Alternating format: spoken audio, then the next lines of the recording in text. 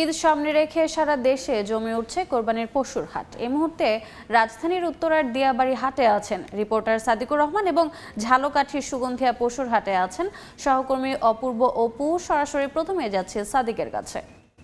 সাদিক, গত কয়েকদিন ধরেই গাবতলী পশুর হাটে আসলে বিভিন্ন অঞ্চল থেকে কোরবানির পশু আসতে শুরু করেছে। আমরা দেখেছি আসলে এখানে যে প্রস্তুতি শেষ বলা যায় না, এখনও যে সামিয়ানা টানানো হচ্ছে, এখানে তাঁবু টানানো হচ্ছে এবং তবে এখানে যে গরু আসা শুরু করেছে দেখতে পাচ্ছেন যে বিভিন্ন ধরনের পশু এখানে এসেছে। বিশেষ করে এখানে যে গরুগুলি সবচেয়ে বেশি চাহিদা 2 থেকে 2.5 লাখ টাকা দামের, কিন্তু এখানে আমি যেটা দেখতে পেয়েছি যে সর্বোচ্চ 25 লাখ টাকা দামের গরু এটা এখানে এসেছে, দাম হাঁকানো হচ্ছে। একটু দেখাতে চাই, এই 2টি গরু এরকম এসেছে 25 লাখ করে 50 লাখ টাকা দাম হাঁকানো হচ্ছে। এই 2টি গরুর নামও দেওয়া হয়েছে যুবরাজ এবং ভাগ্যরাজ, এই দুইটি নাম দেওয়া হয়েছে। এখন আমি যে গরুটাকে দেখাচ্ছি সেটার নাম হচ্ছে ভাগ্যরাজ। রাজশাহীর যিনি এই গরুর লালন পালন করে এখানে নিয়ে এসেছেন, তিনি আসলে বলছেন এখানে ভালো দাম পাবেন এটা আশা, এবং সেই আশাতেই তিনি এখানে কয়েকদিন ধরে অবস্থান করছেন। তাদের যেটা প্রত্যাশা, যারা বিক্রেতা আছেন তারা বলছেন যে আসলে ক্রেতারা যদিও এখনও আসতে শুরু করেনি সেরকমভাবে, ঈদের 2 থেকে 3 দিন বাকি থাকতে হাট পুরোপুরি জমে উঠবে। যদিও এখনো পর্যন্ত এখানে 10 ভাগের 1 ভাগ গরু কিন্তু আসেনি।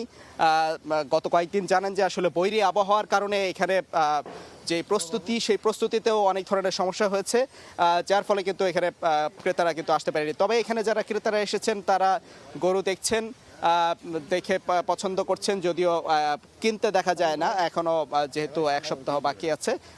তবে কিনতে এসে এখানে বলা হচ্ছে যেটা, যে ক্রেতারা বলছেন যে গরুর দামটা একটু বেশি চাওয়া হচ্ছে, সেই বিষয়টি কিন্তু তিনি বলছেন। এবং তবে যদিও বিক্রেতারা একটু স্বীকার করছেন যে গোখাদ্যের দাম বৃদ্ধির কারণে একটু দাম বেশি, তবে দামটা আবার নাগালের মধ্যে এসে যাবে, কিছুটা আবার কমবে।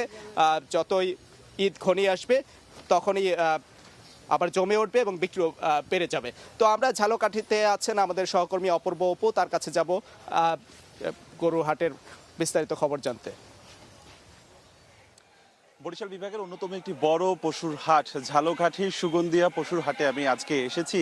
এটি প্রতি শনি এবং মঙ্গলবার এই হাট বেচাকেনা হয়, এবং আজকে যেহেতু কোরবানির আর মাত্র কয়েকটা দিন বাকি এবং শেষ মুহূর্তে এসে এই হাটটি একেবারে জমজমাট। আজকে এখানে প্রায় 10,000-এরও বেশি পশু নিয়ে এসেছেন ব্যবসায়ীরা, পশু ব্যবসায়ীরা। গরু রয়েছে, এখানে ছাগল রয়েছে, এবং সেই পশু সকাল থেকে নিয়ে আসা হয়েছে আশপাশের বিভিন্ন জেলা উপজেলা থেকেও।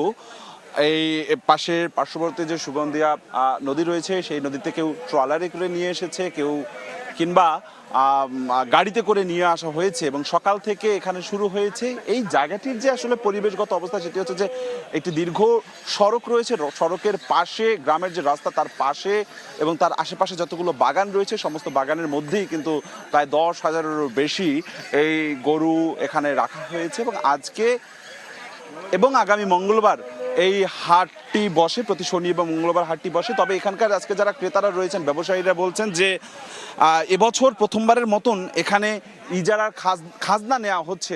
আগে যেটি কখনোই খাজনা নেওয়া হতো না, 500 টাকা করে গরু প্রতি এবং ছাগল প্রতি নেওয়া হচ্ছে 300 টাকা করে। এবং ব্যবসায়ীরা বলছেন যে আজকে যতটা এখানে ক্রেতাদের সমাগম রয়েছে তার থেকে আগামী মঙ্গলবার আরও ক্রেতাদের উপস্থিতি থাকবে। আইন শৃঙ্খলা রক্ষাকারী বাহিনীরও উপস্থিতি রয়েছে, জাল টাকা শনাক্ত করার জন্য ব্যবস্থা করা রয়েছে, এবং পশুর স্বাস্থ্য পরীক্ষার জন্য এখানে ভেটেরিনারি চিকিৎসক রয়েছে। সবকিছু মিলে এখন পর্যন্ত আসলে প্রায় জমজমাট এই পশুর হাটটি, বরিশালের ঝালকাঠির সুগন্ধা পশুর হাটটি। আমার কাছে সবশেষ এতটুকুই খবর ছিল। কোরবানির পশুর হাটের খবর জানতে সরাসরি যুক্ত ছিলাম ঝালকাঠির সুগন্ধিয়া, এবং তার আগে যুক্ত ছিলাম রাজধানীর উত্তরার দিয়াবাড়িতে।